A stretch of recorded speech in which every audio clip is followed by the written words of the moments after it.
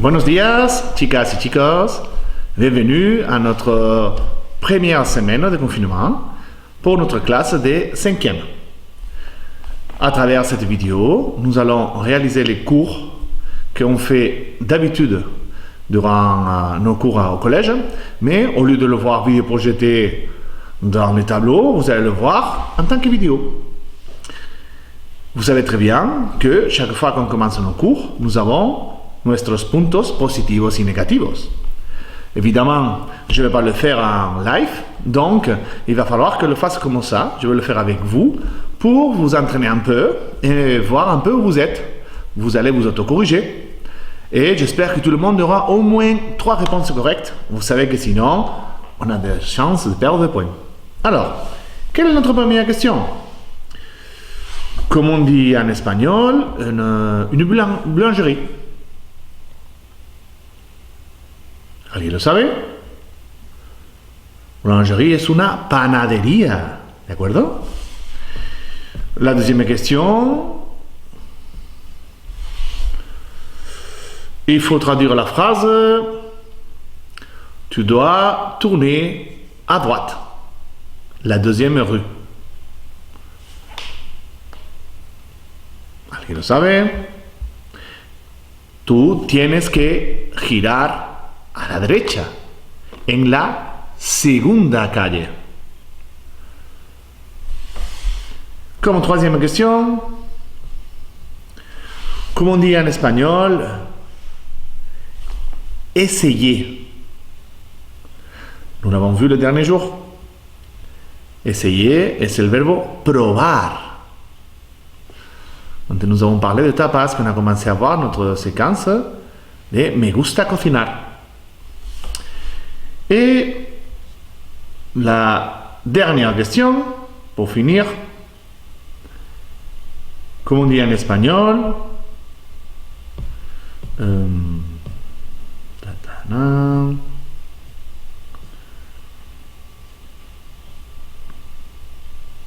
oui, il faut me conjuguer le verbe prendre. Prendre en passant de l'indicatif. ¿Alguien? Yo cojo, tú coges, él coge, nosotros cogemos, vosotros cogéis, ellos cogen. Voilà, nous avons fait nos 5 questions de début de cours. Avant de commencer et continuer nos cours, je voudrais vous dire que notre projet final, nous allons le garder, mais nous allons le faire à travers Flipgrid. Je vous écrirai tout ça dans la vidéo, vous allez le voir tout de suite. Et bien sûr, nous avons créé ce projet final pour le faire en binôme. Mais comme on est confiné, on ne peut pas sortir. Comme je vous avais dit le dernier jour, chaque personne devra le faire individuellement. On avait déjà lancé ce projet. Vous avez déjà peut-être vu la vidéo tutoriel de Flipgrid, comme il faut faire. Et je vous dirai, avec au moins une semaine d'avance, comme on fait toujours, quand est-ce qu'il faudra m'envoyer cette vidéo pour que je puisse vous corriger. Vamos a seguir la clase. Notre dernier jour, nous avons vu notre grille d'évaluation et nos consignes pour notre projet final. Évidemment, nous devrons changer notre grille car, comme travail de groupe interprétation, je dois l'annuler puisque le travail sera individuel. Donc, tous les restes, ça ne change pas. Il y aura une note sur 17 points qu'après je passerai à une note sur 20 points. Donc, ne vous inquiétez pas, seulement que je ne tiendrai pas compte du travail en groupe d'interprétation parce que je ne peux pas évaluer les groupes. Vous n'allez pas travailler en binôme. La durée, par contre, je la garde, la pénalisation aussi, et si vous coupez la vidéo aussi. Tout cela, c'est des consignes que nous avons déjà données. Je vous avais déjà parlé d'espagnol facile par rapport à la grammaire. Tout ça, on va le travailler au fur et à mesure dans les vidéos et dans les cours. Les derniers jours, on avait déjà présenté notre premier document, El encanto único de las tapas españolas. Et nous avons vu cette image évocatrice de que sont las tapas en Espagne. Je vous avais en plus expliqué d'où ça vient cette idée de tapas. J'espère que quelqu'un s'en souvient. Et nous avons commencé à voir ce vocabulaire. On était arrêté là. On avait vu relajante, ligera, entre risas y charlas, momento, saborearse, probar o regalar.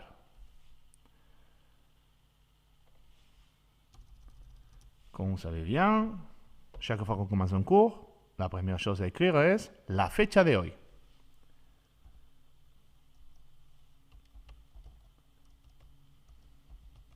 Hoy es viernes 20 de marzo de 2020. Et aujourd'hui, nous allons continuer notre compréhension écrite.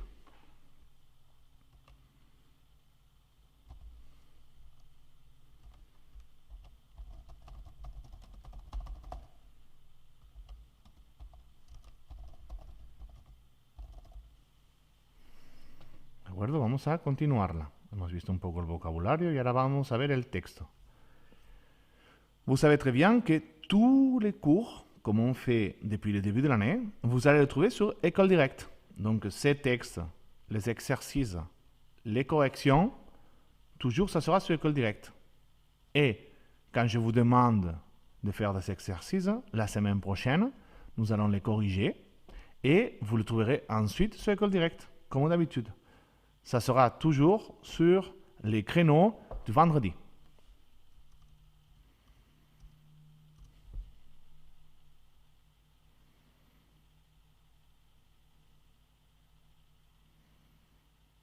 Alors, voici le texte.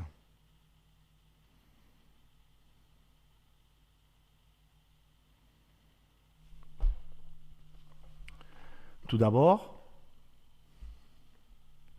vous le voyez et nous allons le travailler ensemble. Avant de commencer notre compréhension écrite, répondre aux questions, nous allons lire tous ensemble le document et vous allez suivre ma lecture pour travailler notre prononciation. Je vous invite à arrêter la vidéo à chaque fois que j'ai fini une phrase pour la refaire ensuite en tenant compte de la prononciation. Aussi, vous pouvez revoir l'extrait de l'expression orale pour travailler, autant que vous voudrez, votre prononciation. C'est la meilleure façon d'améliorer l'expression orale en notre projet final. Vamos allá. Tapear es una manera divertida, relajante, ligera y también económica de comer.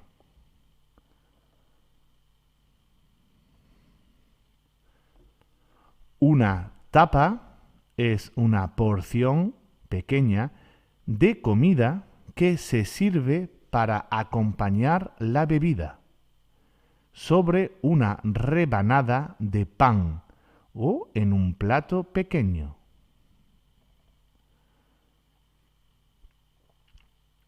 Con amigos o familia, en un ambiente informal, entre risas y charlas mezcladas con cañas, cervezas o vino, las tapas transforman cualquier rato casual en una noche especial.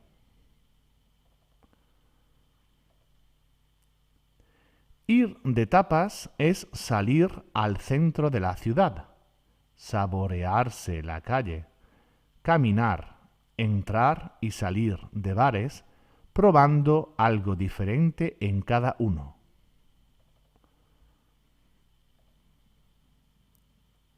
Generalmente no hay sillas, así que como no te sientas, te lo vives compartes y pasas un buen rato.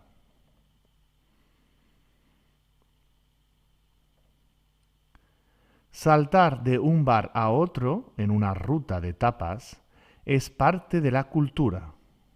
Ir de tapas tiene una magia, un romanticismo y un encanto único.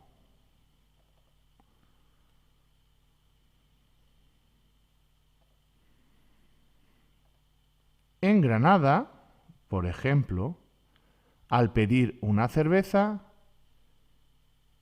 o un vino, te regalan la tapa. Nadie espera algo muy elaborado, sino típico y que acompañe bien la bebida. No hay reglas, pueden ser tradicionales o creativas y varían según las costumbres gastronómicas de cada región.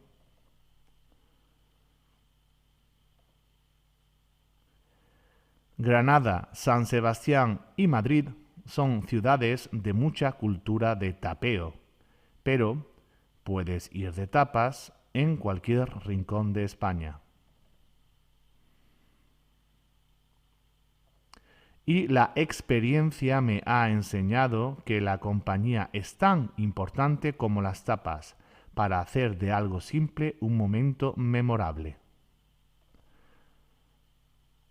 C'est un texte écrit par Doreen Colondres. Ensuite, nous allons réaliser notre compréhension écrite.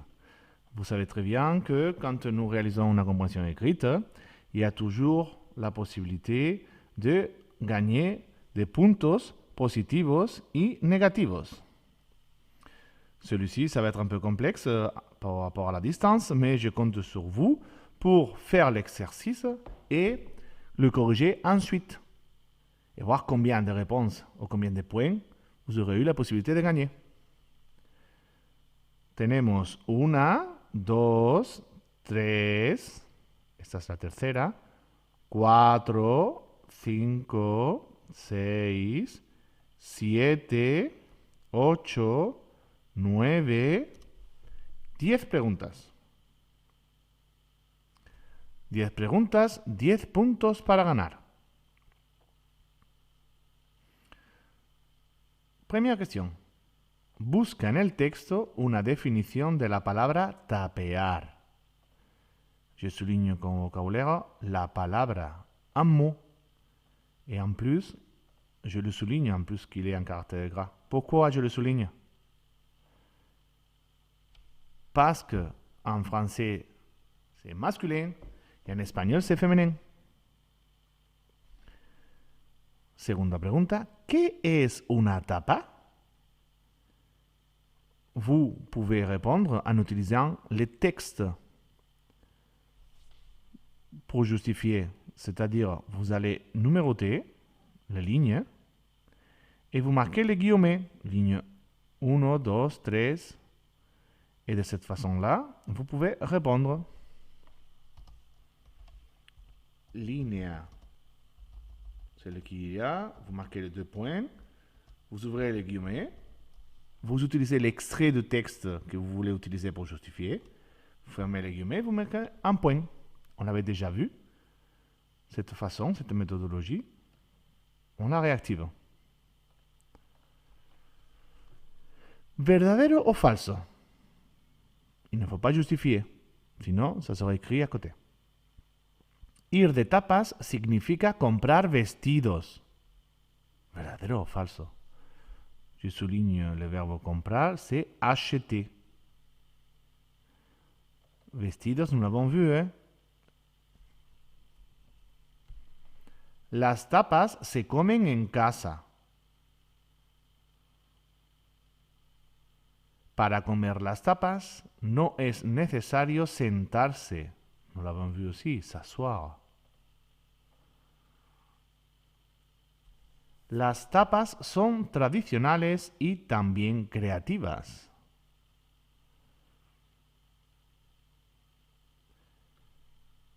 Séptima pregunta.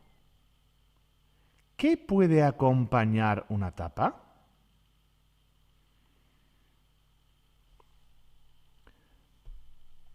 Octava pregunta. ¿Cuáles son las ciudades donde los españoles suelen ir de tapas? Je souligne con vocabulaire el verbo soler. Avoir l'habitude de.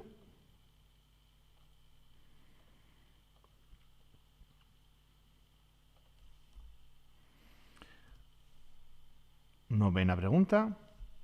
¿Qué ha aprendido la narradora de esta experiencia? Qu'est-ce qu'elle a appris? La narratrice de cette expérience. Qu'est-ce qu'elle a appris? Y la última pregunta. ¿A ti te gustan las tapas? Cette question, pour la répondre, il faudra le faire par la suite, une fois que je vous ai demandé les exercices. Donc, je la souligne comme ça, parce qu'on va le laisser pour l'instant en stand-by. Vous avez 10 minutes, une fois que vous avez lu et compris les textes, pour répondre aux questions.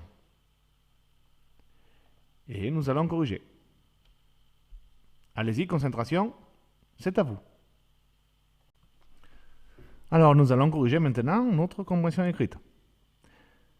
À la première question, quelle définition nous pouvons donner de tapear? Selon le texte, es una manera divertida, relajante, ligera y también económica de comer. C'est une manière amusante, relaxante, légère et aussi économique de manger. Comme je vous avais dit, on peut aussi justifier par rapport aux lignes. Donc si on y va dans le texte, c'est dans la primera y segunda línea. Donc, on aurait pu aussi répondre de cette façon. Línea 1 y 2. On ouvre les guillemets et on ferme les guillemets.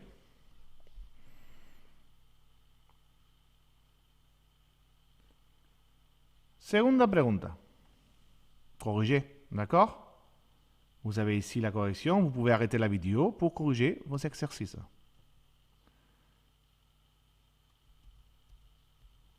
¿Qué es una tapa? Una tapa es una porción pequeña de comida para acompañar la bebida que se sirve en un plato pequeño. Une portion, c'est une part petite de nourriture pour accompagner une boisson qui se sert dans un petit plat. Vous vous souvenez que nous avons parlé de ça en Espagne. Quand tu vas, on demande n'importe quelle boisson. Ça peut être un coca ou une autre chose. Orangina, nous n'avons pas. Mais ça peut être autre chose. Et en même temps, on vous donne un petit plat avec une spécialité ou pas, mais un peu de nourriture. On ne sert pas un plat sans rien. Il y a toujours au moins des olives. C'est la moindre des choses. Tercera pregunta. ¿Verdadero o falso? Ir de tapas significa comprar vestidos. C'est faux. Es falso. No es como comprar vestidos, ¿eh? On va pas chez Zara acheter des vêtements, là, hein? On va manger. Vamos a comer. Segunda, la verdadero y falso. Las tapas se comen en casa. Falso. Je dois avouer que samedi, dimanche, midi, si on ne va pas manger dehors en Espagne, mais on s'est fait quelques tapas à la maison. Mais c'est pas pareil. Le plus typique, c'est aller dehors, surtout parce que c'est convivial. Tercera, de verdadero y falso, para comer las tapas, no es necesario sentarse, es verdadero. Nous n'avons pas besoin de s'asseoir.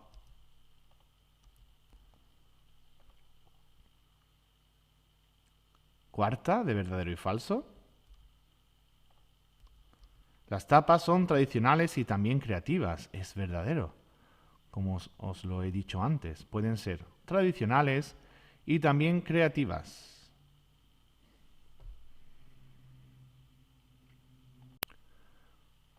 Seguimos con nuestra corrección.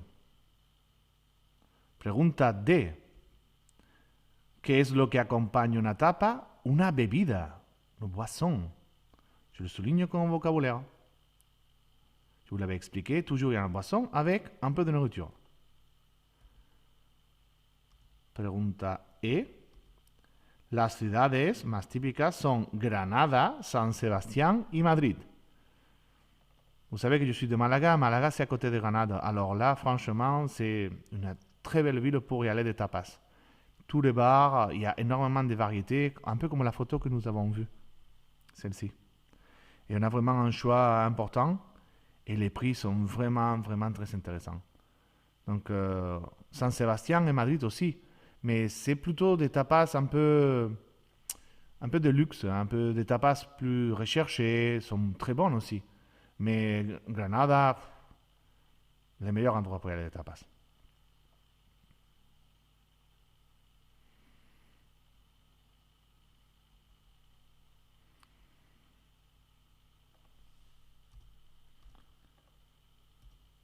Y la pregunta F es que la compañía, ¿cuál es lo más importante? La compañía es tan importante como las tapas. Aussi important que ça, c'est le comparatif. Nous l'avons déjà vu, hein? Tant como. Donc c'est une formule qu'on réactive. Les comparatifs. Tant como. Le comparatif, donc d'égalité.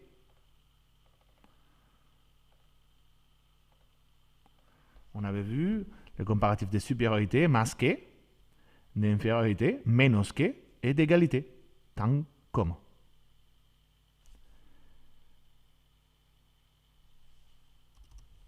Y la última, ¿a ti te gustan las tapas? Pour l'instant, on ne peut pas encore répondre, mais vous allez le faire dans pas longtemps. Les exercices pour la semaine prochaine. Los ejercicios a hacer del libro, page 134, numéro 42, 43 et 44, mais pour pouvoir faire ces exercices et ensuite répondre à la question « A ti te gustan las tapas ?», il faudra regarder, jeter un coup d'œil, à la grammaire du livre, la grammaire intitulée Verbo gustar, plaire, de la página 129 del libro. Vous l'avez ici. Ça, c'est la page 129.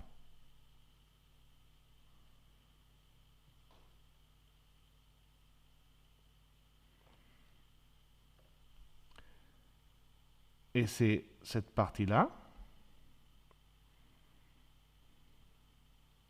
que vous devez voir et lire.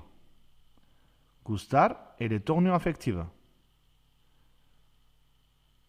Pour faire les exercices du livre et répondre à la question.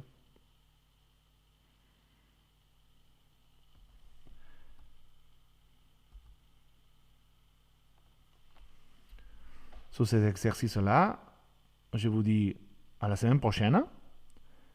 Vous pouvez regarder la vidéo sans problème, vous le savez très bien. Et on corrigera ces exercices et on verra si os gustan las tapas o no. Un placer, chicos, y hasta la semana que viene. Adiós, adiós, hasta luego. Buen fin de semana. Adiós.